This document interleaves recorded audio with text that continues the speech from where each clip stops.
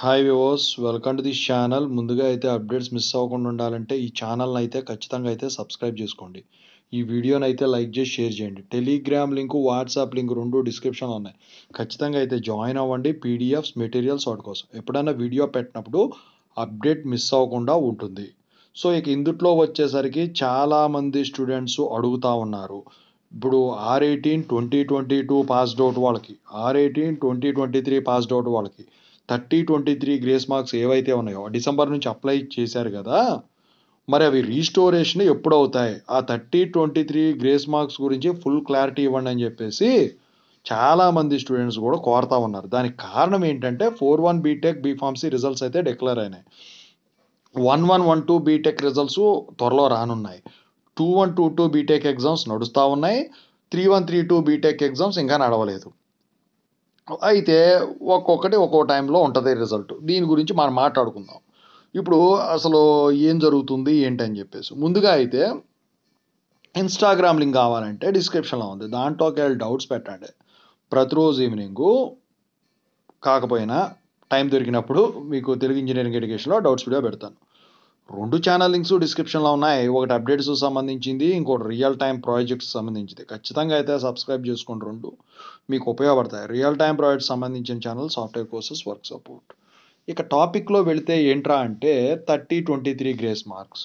ముందుగా నేను చెప్పేది ఏంటంటే అన్ని కాలేజెస్ కూడా ఈ 30-23 గ్రేస్ మార్క్స్ సంబంధించిన అప్డేట్ అనేది వెళ్ళటం అయితే జరిగింది. అయితే ఇప్పటికి చాలామంది అప్లై చేసుకున్నారు.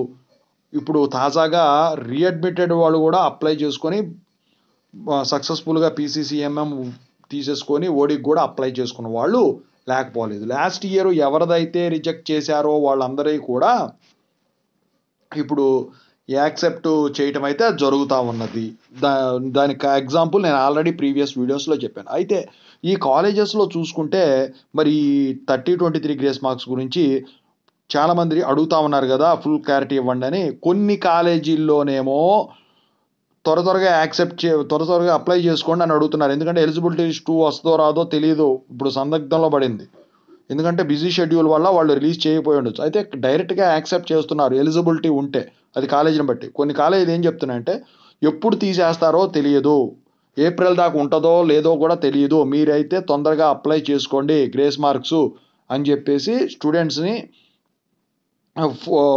ఫోర్స్ చేసేసి అప్లై చేపిస్తూ ఉన్నారు. కొన్ని కాలేజీలో ఏం చెప్తున్నారంటే మీకు 30-23 గ్రేస్ మార్క్స్ తీసేశారు, 9-7 మాత్రమే ఉన్నాయి అని చెప్తా ఉన్నారు. అయితే ముందు ఎప్పటి వరకు ఉంటాయని మనం మాట్లాడుకోబోయే ముందు నేను ఒక సలహా ఇస్తాను మీకు. ఏంటంటే 30-23 గ్రేస్ మార్క్స్ మీకు ఉన్నాయి. అసలు కొన్ని కాలేజీలో ఫాస్ట్గా అప్లై చేయించుకుంటున్నారు. కొన్ని కాలేజీల్లో వచ్చేసరికి 9-7 ఉన్నాయని చెప్తున్నారు. ఏదైనా కానివ్వండి, మీరు అప్లై చేసేసుకోండి. సరే అప్లై చేయించుకుంటారు కదా, 9-7 అయినా అని అప్లై చేయించుకోండి. ఎందుకంటే ఎలిజిబిలిటీ ఉంటే. ఎందుకంటే వాళ్ళు అప్లై చేసిన తర్వాత 30 అప్లై చేస్తారో 23 అప్లై చేస్తారో ఆ తర్వాత విషయం అది. ఎందుకంటే 9-7 అప్లై చేస్తారా లేకపోతే అనేది తర్వాత విషయం. మొత్తానికైతే గ్రేస్ మార్క్స్ ఎలిజిబిలిటీ ఉంటే మాత్రం అప్లై చేసేసుకోండి తక్కువ మార్కులతో. కొంతమంది ఉంటారు మరి 9-7 కలిపితే ఇంకా సబ్జెక్టులు మిగిలిపోతున్నాయి కదా, అలాంటి వాళ్ళని కాలేజీ వాళ్ళు డైరెక్ట్గా యాక్సెప్ట్ చేయరు. ఎందుకంటే ఎలిజిబిలిటీ లిస్ట్ అనేది రాలేదు కాబట్టి. ఇప్పుడు అవి ఎవరు యాక్సెప్ట్ చేయరు? 9-7 అని బలంగా చెప్తా ఉన్నారు చూసారా కాలేజీల వాళ్ళు యాక్సెప్ట్ చేయరు. మరి అట్లాంటప్పుడు ఏం చేయాలి? మీరు డైరెక్ట్గా యూనివర్సిటీకి వెళ్ళి స్టూడెంట్స్ సర్వీస్ కార్నర్ ఒకటి ఉంటుంది, అక్కడ వెళ్ళి వాళ్ళని కనుక్కోండి. ఇలా అండి పరిస్థితి, ఇప్పుడు ఏం చేయమంటారు? మా ప్రిన్సిపాల్ ఇట్ట అన్నారు, ఇలా చెప్పించారు ఎగ్జామ్స్ సెల్ వాళ్ళతో, మరి ఇప్పుడు 9-7 రీస్టోర్ అయినాయా అని చెప్పేసి ఒక మాట కనుక్కోండి. ఇక వాడు అబద్ధం చెప్పినట్టయితే మీ ప్రిన్సిపాల్ ఒక దరిద్రుడు, అంతే చెడు ప్రచారం చేస్తున్నాడు. ఇక దీని గురించి యూనివర్సిటీ మీద పోతారు వాళ్ళే అని చెప్పేసి. కాదనుకోండి, నిజంగా రీస్టోర్ చేస్తే మీ ప్రిన్సిపాల్ దేవుడు. అర్థమవుతుందా? సో ఆయన ఉన్న రూల్స్ ప్రకారం మాట్లాడుకుంటాడు అనమాట. సో ఇది కనుక్కోండి ముందు. ఇక తర్వాత ఎప్పటి వరకు ఉంటాయని మనం మాట్లాడుకుంటే 2-1-2-2 ఎగ్జామ్స్ ఇప్పుడు నడుస్తూ ఉన్నాయి. మరి ఇవి అయిపోతాయి ఈ నెలలో. ఈ రిజల్ట్స్ నాకు తెలిసి మార్చిలో వస్తాయి.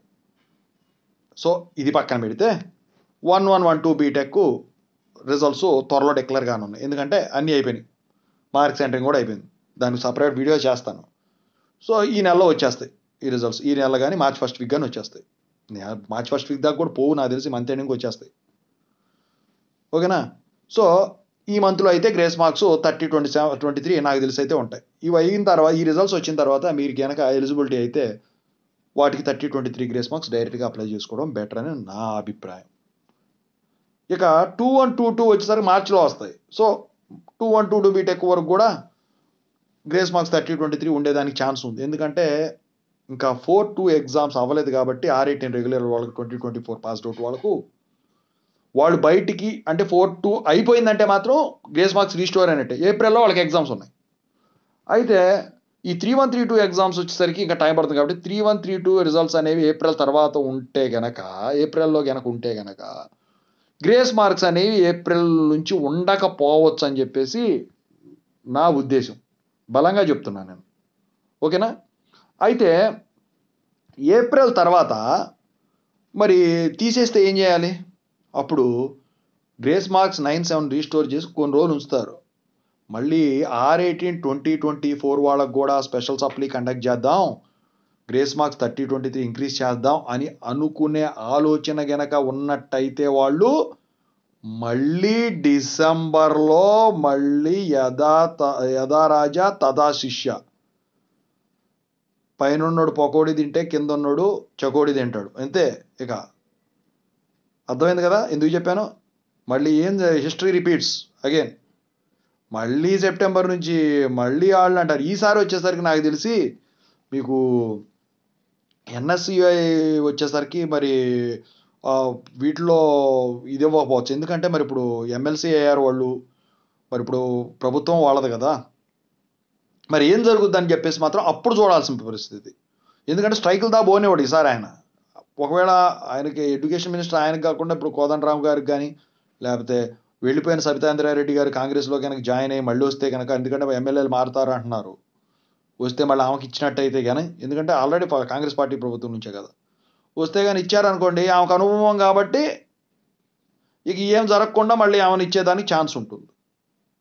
ఏదేమైనా కానివ్వండి, ఇక ఎలక్షన్ టైం కూడా అప్పుడు అయిపోతుంది కాబట్టి కాలమే నిర్ణయం తీసుకోవాలి. ఏప్రిల్ వరకు అయితే ఈ గ్రేస్ మార్క్స్ 30, 23 ఉంటాయని చెప్పేసి నేనైతే బలంగా నమ్ముతున్నాను.